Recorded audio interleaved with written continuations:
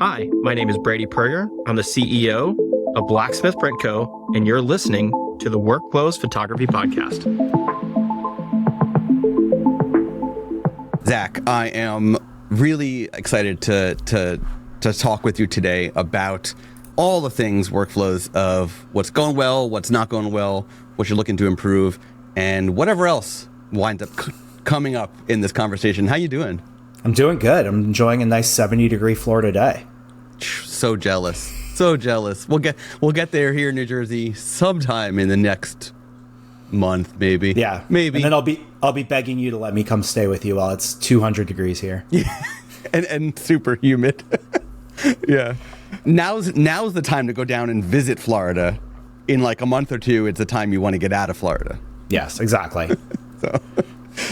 So I'm excited about this. We're going to dive right into the first thing that you say is working well in your photography business. And what I really like about what you shared with me is that, well, you also shared about this a little bit in the Imagen community. So let's talk about this mobile aspect. Can you share this idea of mobile working really well in your workflow? Yeah, so the big thing that's changed for me, I was based in Boston, lived there for 15 years, moved to Orlando about 3 years ago now. So I've been traveling a lot, whether it's for weddings, event photography, or also we have a photo booth company that we do headshots with. So I'm on the road a lot. Last year I flew 66 times. So being on the road so much, I was really like, I want to prioritize my time at home. I want to be at home rather than be on my computer working. So the thing I really committed to was trying to work as much as I can on flights. You know, people watch movies, people do whatever. I have a Steam Deck. I use it every once in a while, but if I could get most of my work done on a flight, that's my goal. Because then when I get to be home, I get to see my friends, I get to go to theme parks, I get to play with my dog, whatever. So the big thing for me was imagine being able to do my culling, do my editing, rather than outsourcing it like I was previously. And then figuring out like optimizing literally everything, whether it be simple stuff like my toiletry bag is always packed. I never have to pack it. Like it's just, I have 2 of everything, to the more extreme stuff, which I shared in the community, which involves wearing AR glasses on planes, which is a huge difference. When Apple Vision Pros came out, I really wanted them because I was like, that's sick. You can work on a giant screen anywhere, but it was $3,500 or whatever it costs. And then you need a battery. It's a whole thing. And then I was able to get my hands on these guys. Yeah. So with a USB-C cable, I'm able to pop these on. Just share the name of them, just so if anybody who's not watching. They're called. I'll include the link in the show notes as well. They're called X-Real glasses, and they look a little crazy. Like it looks like you just got your eyes dilated, but I still think it's less crazy than the Apple Vision. Yes, I think it's a very different look. One is futuristic look. The Apple Vision Pros are very futuristic looking. These are, I don't even know how to explain it. It's more like if almost, I hate to say it, but almost like a blind person sunglasses that are just overly big, really dark tinted. Yeah. So you can't see the eyes at all, which is obviously for the screen aspect. They should be tinted, but exactly. And you know what? Like after traveling so much, I kind of don't care anymore about looking cool. It's just like whatever is going to be easiest. And like no one is judging me on this plane. They're in their own world, and I'm never going to see them again. You know what's funny about that is that I would almost guarantee, and tell me if this has ever happened, you're on a plane and you're wearing them and somebody taps you on the shoulder and interrupts you and says, "What?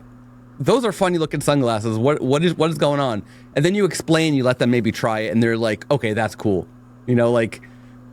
It might look funny until they get their hands on it, and then it makes sense of why. Oh yeah, looking funny. There's so many uses for them. I wish I was sponsored. I'm not sponsored. They don't know me. They don't give me anything. But like literally we had friends fly down to bring their daughter to Universal, and she was really excited about the roller coasters, and she was like, but like, what do they do? And we're like, I put on POV videos while she was wearing the glasses. Yeah. And so she felt like she was there, and she was fully prepared when we took her to Universal. She was like, okay, this roller coaster does this, I'm ready. And I was like, great. Yeah. So. And they only plug into a laptop, or can it's you plug USB-C. It's anything. Okay, so I've done it phone, Steam Deck. I assume you're like Nintendo Switch or whatever. Mm-hmm. It's wild. That's cool. Okay, so just to get this straight, you're in a hotel. You just went somewhere for a wedding. You shot the wedding. You're in your hotel. You send it to Imagen to Cole to edit. Next day or that night, whatever it is, you're hopping back on the plane.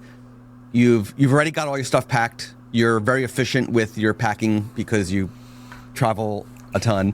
And you get right on the plane. You sit down. You put on these glasses. And what is happening now? Like, what are you doing on these glasses while on the plane? Doing a second round call. Like, Imagen does an incredible job of giving me that first run through. And then I go through and fine tune it. You know, the first thing I'm doing after a wedding is getting sneak peeks out, but I still let Imagen do that first run. And then I go through, you know, however many it left me with. And then I'm really knocking them out. Like, I'm big on the loop mode on Lightroom. So if you select multiple photos, you hit N. That way you're able to kind of pick and reject while looking at it next to each other. And it does a nice thing where it's like you have 6 photos. You cross one out, they all get a little bigger. You cross one out, they all get a little bigger. And I just try to grab ones that's like similar situations, similar scenarios. And I don't cull linearly anymore. I just jump around. I just truly am just like, let's see what's easy to cull out real quick. And then I'll go through with a fine tooth comb. And then my third round of culling is like putting it into a collection, organizing it the way I want the gallery to look. And that really helps because then you're like, okay, all the details are together rather than them being spread out throughout the day. Because you might have shot the room in the morning, but then shot the place settings later. But those should be next to each other in the gallery. So seeing them next to each other really helps finally go through that. And then I run it through my edits and like, I rarely have to do much else. Like, very fortunate. I go through everything just because, you know, just to make sure. And I make my own black and whites. But when I'm ever converting to black and white, I always make a virtual copy. So the client is still getting the photo in both color and black and white after years of people being like, hey, can I get this one in color? I was just like, yeah, let me just give you everything in color. Right. Before we move on to the next thing that's going well, I'm curious, as somebody who does travel a lot, what is a travel tip that you would share with photographers that you wish that you knew before you started traveling in the volume that you're doing? So very early on, I learned this lesson the hard way, and that's do not leave your stuff in a car. I was in Miami to photograph a good friend of mine's wedding, and I stopped for lunch, and someone came in and goes, hey, anyone who's parked out back, someone just broke into all of your cars. So an hour, 2 hours before a wedding, I had all of my gear stolen. And that's why I keep everything on me at all times. And so that's my advice is like, even if it's inconvenience, exercise caution. You know what I mean? It's so stupid. It's so annoying to bring all my camera gear into a restaurant, but whatever. It's so much more annoying to have to find camera gear in an hour. Yeah, it's also a good reason to do your absolute best to consolidate into wheeled, draggable items like storage and or wearable storage, backpacks, slings, and good roller bags that you can yourself carry everything if you are by yourself, right? Exactly. I'm a backpack and a sling bag guy. That's all I go to weddings with. I don't do light stands. I don't do tripods. It's hard to fly with that stuff. Your strobes. You do strobes? You do like bounce flash? I'm what do you all do on camera flash. Interesting. Okay. The times I go off camera with the new ProPhoto flash, the little wireless thing, I do handheld a bunch, really inspired by like some of the the bigger like paparazzi type photographers that are going now, like Strange Victory. I don't even know his real name, but he's my favorite. His stuff is incredible, and like seeing the way that off-camera flash really gives a really cool look without being like, here's the direct flash everyone is doing. I love it. Nice. Strange Victory, Sina Nasseri. Cool. That's the name. Dude's incredible. His stuff from the Oscars over the weekend is just like, how are you so good? Right. Like, it's easy to take photos of beautiful people. You know what I mean? I see all these photographers in California with like model couples in perfect light, and it's like, cool. Are you good, or are you just photographing beautiful people? But like, he takes this art of photographing beautiful people and like does something interesting with it, you know? Yeah. It's always nice to see when people have like this absolutely perfect situation, and then they take that perfect situation to a whole new level. So it's really nice to see. Let's dig into the second thing that's been going well in your workflow. And I know that we've sort of briefly touched on it. I don't want to talk too much about Imagen, but you did mention outsourcing and automation. What else in your business are you outsourcing? Are you automating to help make it, your workflow, your systems, and your processes just more efficient?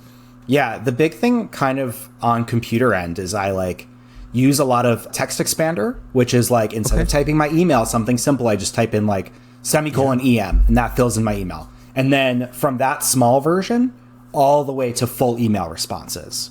You know, when I have like, I send the same email to every couple, you know, after the wedding, but I have it so I could just type in a couple letters, and it's like, here's what it is. And I plug in the stuff that needs to be custom, and then it's done. You know, everything like that's something that saves minutes, but those minutes add up. Like after 15 years, if I'm saving, you know, 10 minutes a month, so it's 120 minutes a year. So 120 times 15, like that's a lot of time. So stuff like that, like I said, before I was outsourcing, but integrating AI into my systems has really, really changed that. And the quality is, you know, is more consistent than it was with people because it's an AI that I trained, and I don't have to wait 3 weeks for it to get back to me. So it's like, if I'm running late and don't start working on a wedding until, you know, a week before it's due, I'm good. No problem. Yeah. So that's been really nice. You know, other stuff that's like automating is just like stuff like Better Touch Tool, just like truly taking the dumb little stuff and figuring out ways to do it smarter. It's one of the nice things my wife says about me. She's like, you're really good at figuring out when to make your life easier. I'm like, it's out of laziness. like truly something. I mean, it's true. That's part of, I could definitely see that for myself as well. Part of it is I'm tired of doing this over and over again. You know what? I have 3 hours. Let me just figure out if I can automate it. If I can, I just save myself, you know, excess amount of time. If I didn't, oh well. My great recent accomplishment is PixieSet doesn't allow you to mass remove tags from galleries. And I was like reorganizing my galleries and stuff and trying to go back in. And I was like, I need to completely get rid of this one tag. And then I figured out a way to hit one button on my keyboard. The mouse moves to a certain spot, clicks it, waits 2 seconds, moves to another spot, clicks another thing. So I went through like 200 galleries in like 10 minutes. Nice. While I was like watching a TV show on my other monitor. You know, and it's like, it's stuff like that. Like the part of the business that needs you is the creativity, is the interaction. Like, file management should not be taking up that much of your time. It should be automated. You should be, when you import it, automatically imports to 2 places. It automatically does certain things. And that way there's no human error. You know, I meet photographers when I'm like mentoring and stuff, and they're like, yeah, I just, you know, I shoot, you know, a bunch of small cards in case one goes corrupt. And I'm like, but what's more likely? You lose an SD card or an SD card goes corrupt? Right. And the answer is human error. Because especially if you're a professional and you're shooting on a 2-card camera, if one goes corrupt, you're still good. Yep. So true. The idea of it importing into multiple places is a very, very big thing for me, that as somebody who gets anxiety from potential loss, because I've had the loss in the past. So I have my Lightroom. It imports directly to an SSD. I use Carbon Copy Cloner, which immediately has the same SSD. Literally, so I have one attached to one monitor in the back, one attached to the other monitor in the back, hidden because, again, just like to have things neat and tidy when I can. Yeah. And so it's Carbon Copy Cloner is immediately, when it sees that the import is done and like the drive is silent, so to speak, it clones the SSD to the other, so it's up to date. But then I have it, as soon as I turn on a RAID that's like a foot away, Carbon Copy Cloner starts cloning that to the SSD to that, and then Backblaze is running in the background. So it's like immediately I have this redundancy happening over and over and over again. And those SSDs, so important. Yeah, and those SSDs are more reliable than just keeping your SD cards in a little envelope. Yeah. Yep. And like, I'm the same. Like the only thing I use Photo Mechanic for anymore is just ingesting, because it can ingest to 2 different sources and does all my renaming for me. And I probably don't need it. I think I could do all the same stuff in Lightroom now, but it's paid for, so why mess with it? Right. It's not like I have to renew a subscription. Exactly. I used to cull in Photo Mechanic because I was convinced it was faster, and like now I've learned some stuff and I'm all in on Lightroom. Cool. Yeah. So let's shift gears and talk about something that you don't have quite where you want it. You're struggling with this part of your workflow and you're working towards improving it. You mentioned to me it was related to personal brand work. So are you saying for your own brand, or you're trying to shoot more personal brand work? No, just for, being in front of camera guy. Mm-hmm. I struggle. It's okay. as a older, as a millennial at this point, it's like I did not grow up talking to my phone. I was not an on-camera guy. I did theater for years, but I was a behind-the-scenes guy. I was a stage manager. I directed, all that stuff. So, thinking in advance to shoot behind the scenes and do all this type of stuff and be, talk about personal experiences, it's like I have to force myself. And it's funny because the few times it's those types of videos I have forced myself, out of the handful of times I've done it, the times it goes really well is when I end up talking about really dorky shit that has nothing to do with photography.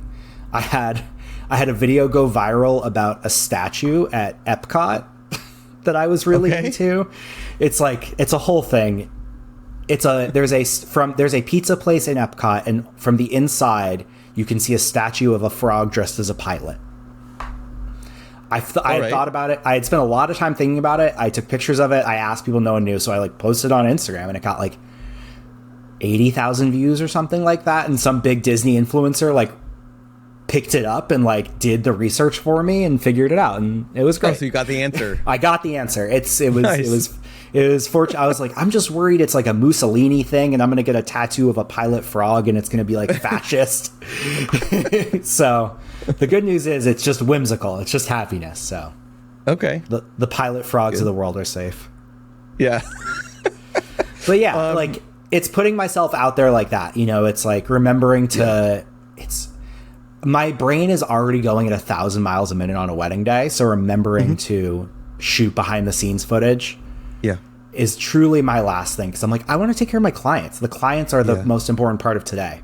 So I try to get my, Yeah. I just had a discussion with a friend of mine who's local, who is also trying to do more of the social media marketing for his business. And I suggested to just, even if you don't need an assistant, to just hire an assistant for the day, and their only focus is capture BTS for you, right? Assistants don't have to be second shooters. Right. They don't have to be a content creator. They just got to be able to hold your phone and hit record.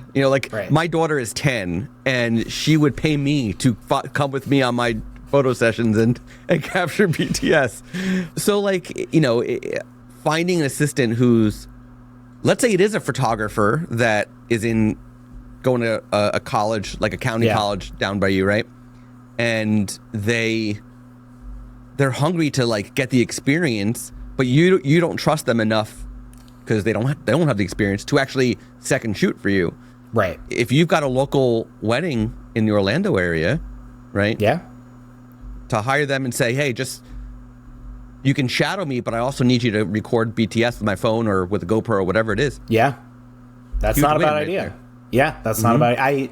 I have some experience doing that. My wife had a coworker whose girlfriend was moving to Boston and had a little bit of interest in photography. And that person spent a full year third shooting for me, coming to weddings. We would go through and I'd review their photos. And now they're like, every time we do a wedding together, it's, we've been shooting together for 10 years now. And it's just like getting to work together is incredible. And watching their photography grow, because they like weddings, whatever. They kind of get to come and do weddings with me and get their money and then go do like the art that Allie creates is just like, oh, cool. Like this is where this got you. Like, not that I was the reason that they got there, but like the fact I could have helped, it makes me feel really good. I feel like always very proud of them.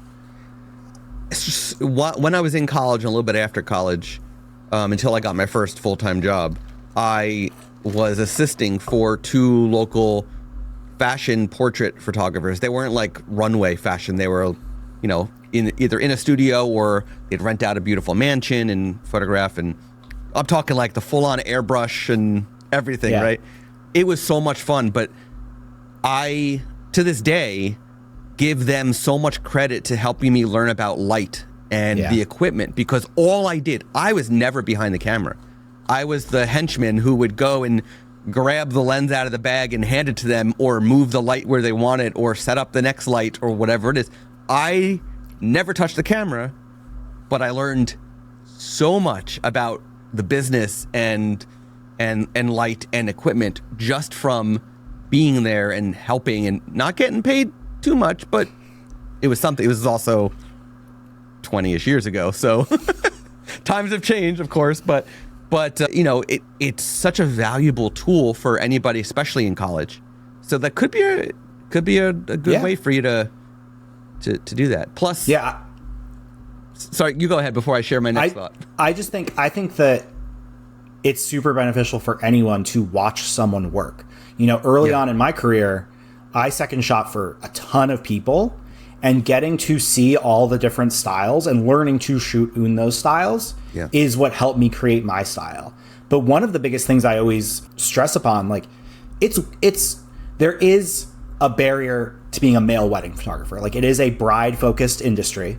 I photograph couples of all genders, truly all across the gambit. But the main person that wedding photographers turn is brides.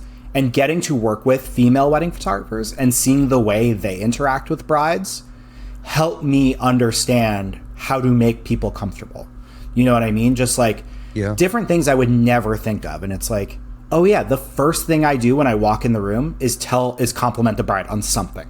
You know what I mean? Just be like, this looks great. You look great. Something. Just like start on that positive note. And that really has helped me, because I work with a ton of couples who are just like, we've never been, like most people, we've never been in front of cameras. We feel super awkward in front of cameras. And I'm like, that's great. I'm here to fix that. Like, let's have fun. Yeah. I do something similar when I don't photograph families as often these days, but when I was doing a lot of family sessions, I would always have my wife with me when they had kids, because I'm trying to focus on the composition and everything like that. And I don't have even as a dad of 2, I don't have the patience to deal with the kids from the families. So my wife would be the kid wrangler and like the one to get them smiling and all that stuff. And I would just be there focusing on what I need to focus on. So I think having somebody who relates more to the subjects is a very valuable tool as well.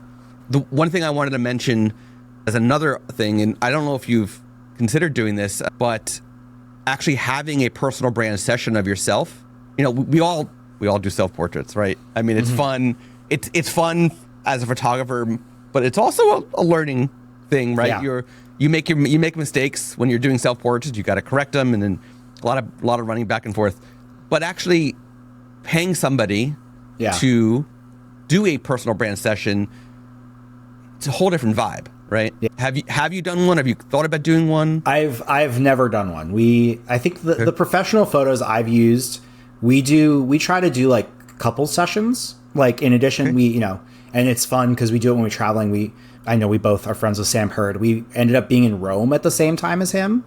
And he was like, do you guys want me to take photos? We were like, yeah, dude. Like, so we like hung out with him around Rome. That was fun. And then we had, our wedding photos are kind of, even though they're old and I'm much different looking since then, 8 years ago. Steve from Mexico just like killed it. Watching him photograph your wedding? Oh yeah. Oh man, so jealous. Yeah, it was. I got married in Mexico at a resort that he photographs at often, but it was 14 years ago, almost 14 years ago, and I didn't know him then. Yeah, I totally would have had him do it. Anyway, keep going. I met him at Mystic when it was in Connecticut back in the day. Oh, that was a long time ago. Yeah. Yes, I'm dating myself.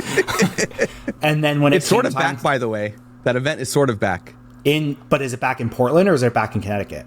It's in Mystic, Connecticut, but it's now people who were like Chris Stiles. I don't know if he was part of the Mystic seminars originally, but he was somehow involved. It's now he's running. It's called Lens and Light. That's awesome. It just happened. It was actually last week.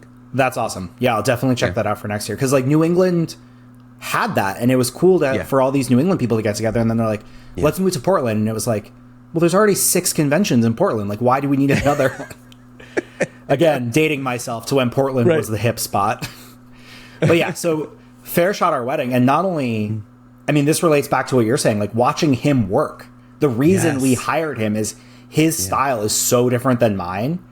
Yeah. I would watch him do stuff and Beck would be like, what is he doing? I go, I have no idea. I have truly no clue what this photo is going to look like because our styles are so wildly different. And there's like one photo he took and I'm like, I love that photo. And Beck goes, that's a photo you would take. I'm like, oh yeah. So fun story. We're recording this beginning of March. The end of February, my nephew, he turned 13 not long ago and he just had his bar mitzvah.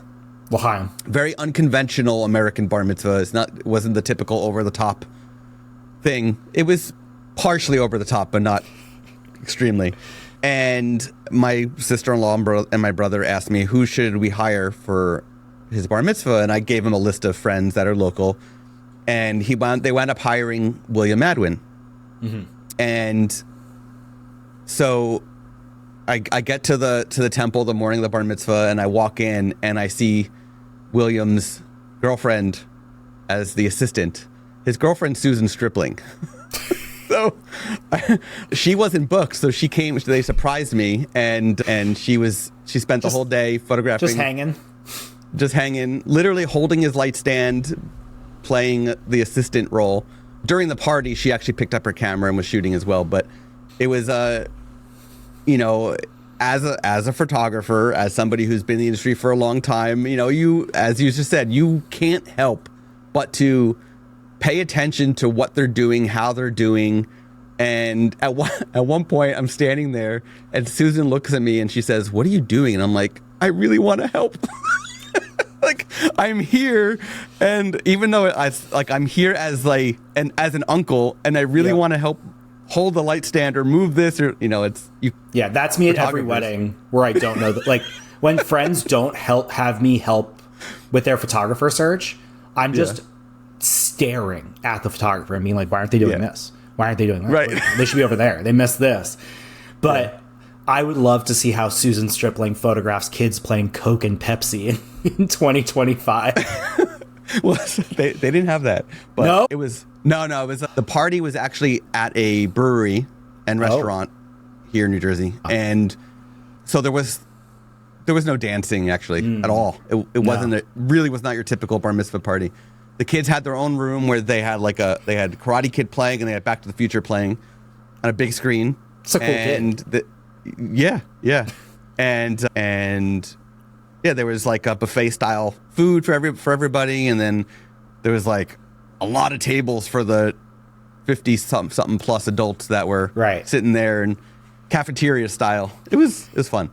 And the photos, I saw the sneak peeks already. They came out fantastic. So Awesome. Did you have a bar yeah. mitzvah? I did have a bar mitzvah. Yeah. What was your theme? It was. So I was, as we were discussing before we recorded, I was a musician before I switched to photography. So it was a music themed, but not a cool kid music themed. It was like my tables. You know, you give nicknames to all the tables. Mm-hmm. My table was the piano man. So it was literally like Billy Joel and Elton John, and my parents picked the music. That's a good one. I mean, it was fun. My Yeah. cake literally had a clarinet on it. So, because I played clarinet in high The school. coolest of instruments. The coolest of instruments. You never got to bust out your clarinet in a pop punk band? No, but I actually got into Berkeley College of Music playing it. So I was good. There you go. You could be the king of clarinet. Who knows? Yeah, I could be. I haven't picked it up in years. Anyway, so let's actually shift into music for a second, since we're here, right? Yeah. You were telling me before we hit record that you started by photographing bands, as did I. Mm-hmm. Can you share that story of who you were photographing, what you were photographing, how you were doing it, and how that shifted into weddings? Yeah. So going back to like 2005, I was a part of like the punk hardcore scene in South Florida. Like I grew up in Boca Raton. Most of the shows I went to were in Miami and West Palm, because those are like the major cities. So I wanted to like contribute. I wanted to be in a band. I wanted to do all that stuff.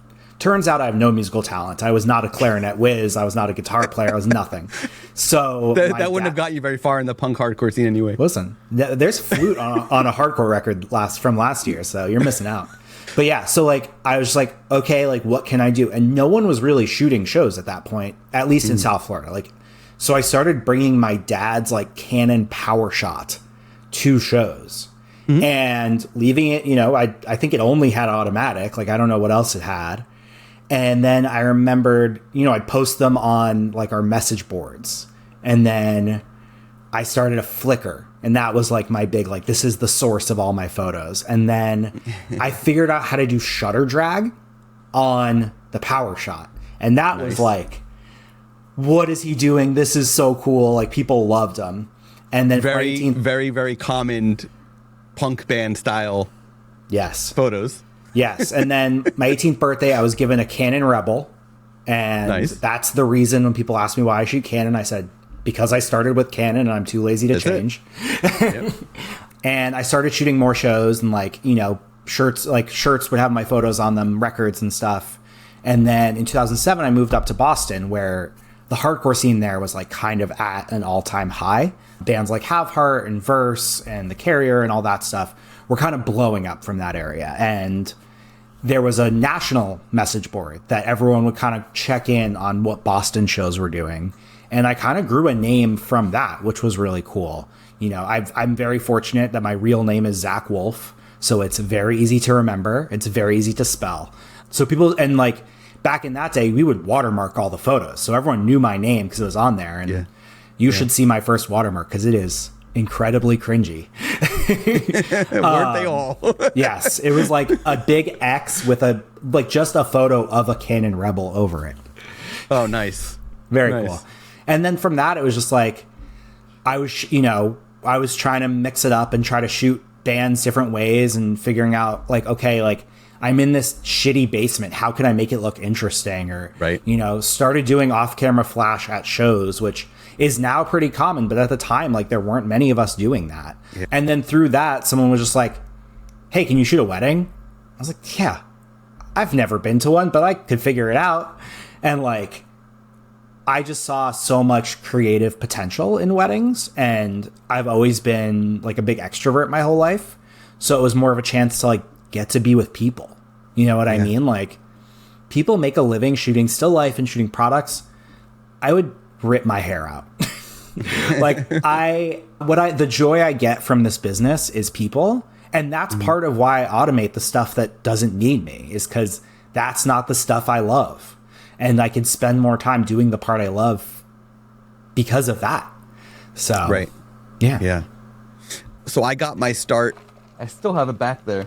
It's over there. An Olympus point and shoot that actually had some manual control and a PC port for flash.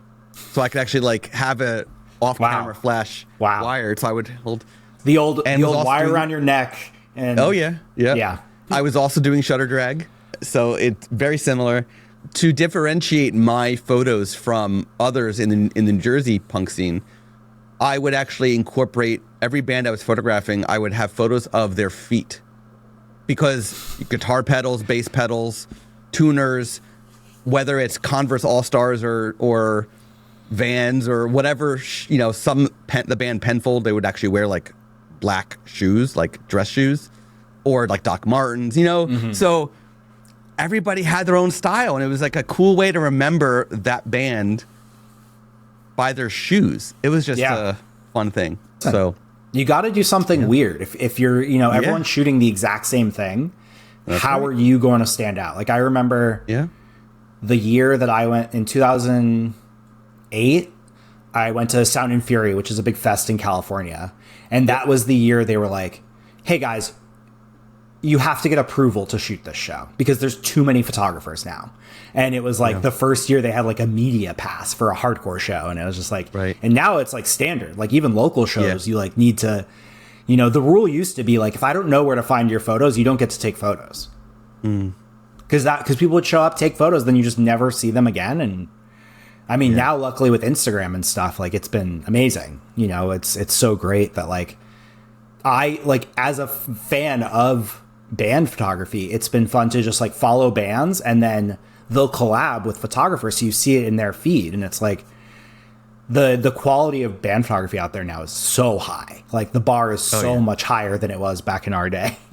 Like you could get away with next to nothing.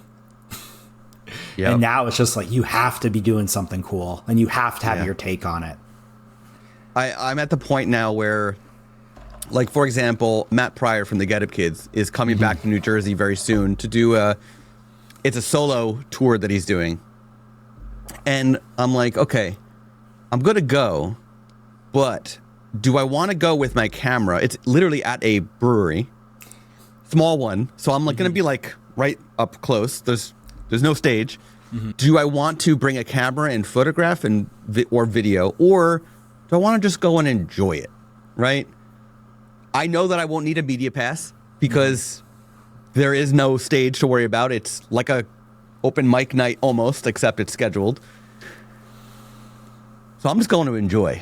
But if he said, hey, come to the Get Up Kid show next time we're around and we'll get you a media pass, I would go and photograph it. But it's at this stage of my life, I'm picky. I'm picky about when I want to bring the camera. That back to Have Heart. They were just kind of like the important band for me in my life, and especially my life as a photographer, because I photographed them all through my time in Boston. Their final show was like kind of like my last time really shooting bands, like heavily. And then I photographed their first reunion when there were 10,000 people outside in Worcester, Massachusetts, which was incredible. And then they just did a reunion this past year, and they reach out and they're like, did you want to shoot this? And I'm like, you know what? I've seen you guys probably 100 times and I've never just watched. So no, like, thank you for the offer. But like, I'm going to stage dive to Have Heart for the first time in my life. And it was incredibly awesome to get to do that and see it. And like, they killed it with all their reunions, but I did hurt myself a little bit, but it's fine. I had to make that decision recently as well. Same brewery, this one brewery that's an hour and a half north of me started doing shows, which a lot of them are reunions or like comebacks and stuff like that. So Cave-In, they disbanded a while back. Cave-In, they're satellites on my leg, by the way. It's one of my tattoos. Very cool. So they disbanded. They lost their bassist in a tragic car accident. They've done like a comeback sort of, and Stephen Brodsky, the lead singer, and Adam McGrath, who's their lead guitarist, they did an acoustic show at this brewery. And again, I'm like, do I bring my camera or do I just go and enjoy it? So I just went and enjoyed it because they are my absolute favorite.